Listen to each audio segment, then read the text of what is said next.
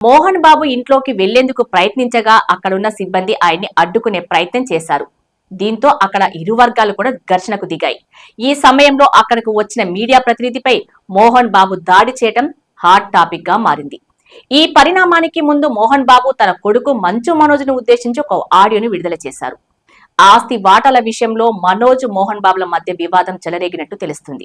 ఇదే సమయంలో మనోజ్ తన భార్య భూమా మౌనిక మాటలు విని ఇదంతా చేస్తున్నారని మోహన్ బాబు ఆరోపించారు.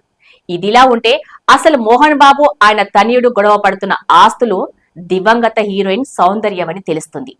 జల్పల్లిలో మోహన్ బాబు ఉంటున్న ఇల్లు ఒకప్పుడు సౌందర్యది. హీరోయిన్ గా బిజీగా ఉన్న టైంలో సౌందర్య బాగా సంపాదించింది. ఆ సంపాదనతోటే ఇక్కడ భూమి కొనుగోలు చేసి భారీ బంగ్లాని కట్టించింది. దీని విలువ 100 కోట్ల పైనే ఉంటుందని అంచనా. సౌందర్య మరణం తర్వాత ఆ బంగ్లాను తక్కువ ధరకే మోహన్ బాబు కొనుగోలు చేశారట. ఇప్పుడు ఆ ఇల్లు విషయంలోనే మోహన్ బాబు కుటుంబంలో విభేదాలు ఏర్పడ్డాయి. మరి ఈ వివాదం ఎక్కడి వరకు వెళ్తుందో చూడాలి.